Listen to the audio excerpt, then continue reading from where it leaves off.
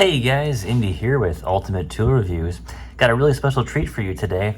I had one of my clients a couple days ago actually was cleaning out his garage. He said he needed to get rid of a few things and he handed me a few toolboxes full of tools.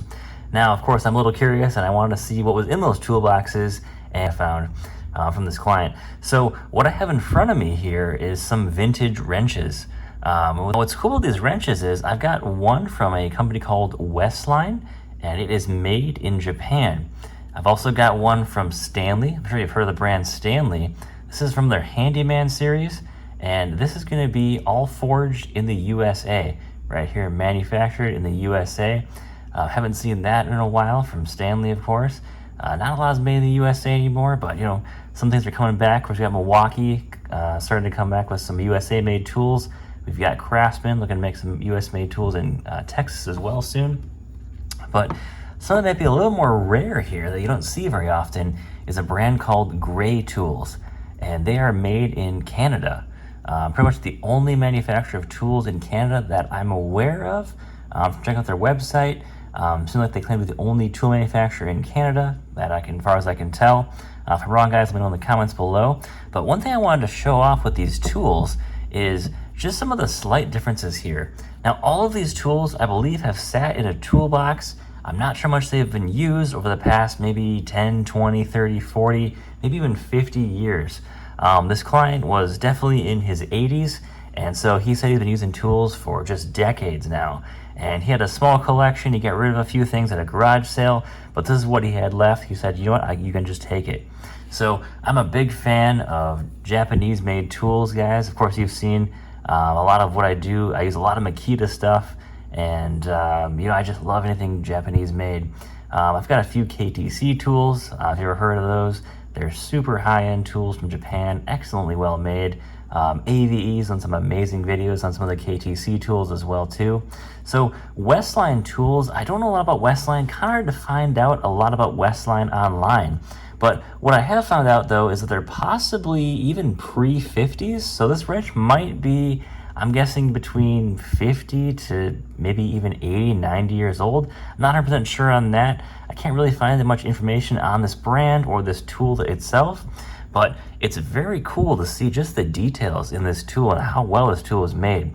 Of course, if you ever tried out, some of the cheap, Chinese-made wrenches, there's not, a lot of precision with those wrenches. But this tool, for how old it is absolutely amazing.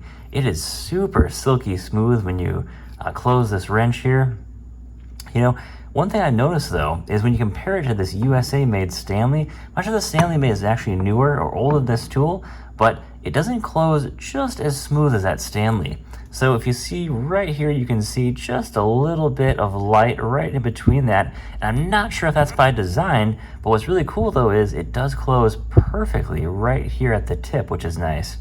And you can see just how this was machined and made just by looking here at some of the markings on the metal as well too.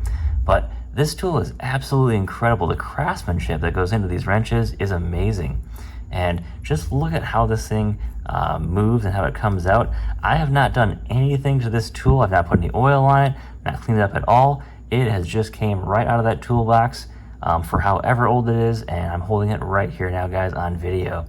So check this out, very cool. And there is almost no rust on this tool at all. I got a little bit down here, which will come off with a little bit of cleaning. Not a big deal there, but this thing is really awesome. Now, if we move on to this Stanley, I'm not really familiar with Stanley Handyman tools, but we do have, of course, the model number on here. This is made in the USA. So a lot of these tools that are made in the USA are pretty highly sought after. A lot of guys look for the USA-made tools. They are quite popular. And this thing is just amazing how smooth this tool is. So one thing I noticed that's pretty cool is this gap on the bottom here. If we compare that to the Japanese-made tool here, check this out. So the Japanese tool is going to have a little, basically, almost a diagonal gap. But on this Stanley, it's got more of a curve on here. I'm not sure why they would have that slightly different, but pretty interesting. And if you look here at how well that closes, it is really nice how well that closes. It closes just perfectly, and you can see just a little bit of light through there in the jaws. Nothing too major, but this thing is really smooth. I will say it's a little bit harder to turn this than the Japanese tool, but this thing is still really, really nice. And of course, you know, it's a larger tool, so that might be a factor as well too in opening and closing this. But overall, excellent build quality here. Really like how solid this is. And check this out. You can just hear a little bit of play there. Let's compare that to the Japanese tool as well. Let's see how much play is in there. If I take that all the way down, oh wow, there's no play in that Japanese tool at all. It's pretty, if I really push on it, there's a little bit of play there. But oh man, that is almost no play at all there compared to that USA made tool. Check this out, guys. Let me show this to you again. I'll put it right here. You can see a little bit of play right there. If we go back over to the Japanese tool, look at how precise that is. Very tiny little bit of play there, almost none at all. That is really cool.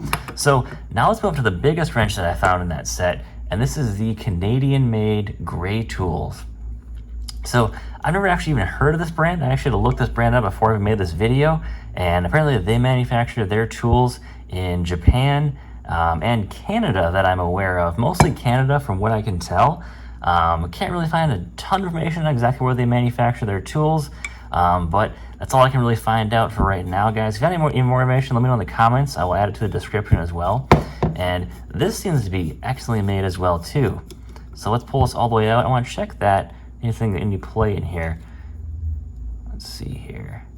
About the same amount of play as the USA made tool from what I can tell. If you just look really close here, you can see just that amount of play there. So let's also check out the jaws in here. We'll close these up and see how well this closes here. Looks like it closes really well. Very similar to the Japanese tool where it's got that diagonal opening at the bottom here. A little bit of opening right here, but if you're near the tip of the jaws, those are locked solid as well. So very similar to that Japanese tool. And of course, this is a much larger wrench. I didn't purposely pick out different size wrenches here. This is just what I found in this toolbox from my client here. But overall, really cool to see a comparison between where these wrenches are made and just the overall build quality of the wrenches is just incredible. So guys, if you get a chance, you know, you're at a yard sale, maybe you have a client who's got some older tools, definitely worth checking this stuff out. Very cool to see different types of wrenches, different types of tools where they're made, and just how precise they can be made as well too. It's absolutely incredible how low of tolerances can be made into different hand tools, and you know, that can be a decent difference too when you're working on different things. And you know, just overall a better working experience as well too. Makes the job a lot easier having the right tool. It's also well made. So guys, if you really know any other information about these brands and about these tools, let me know in the description below. I wasn't able to find too much on these. Of course, I'm guessing they're at least maybe 30, 40 plus years old, all of these. So kind of hard to find information online about these, but if you do know information, guys, let me know in the comments below, and take care. Thanks again, guys.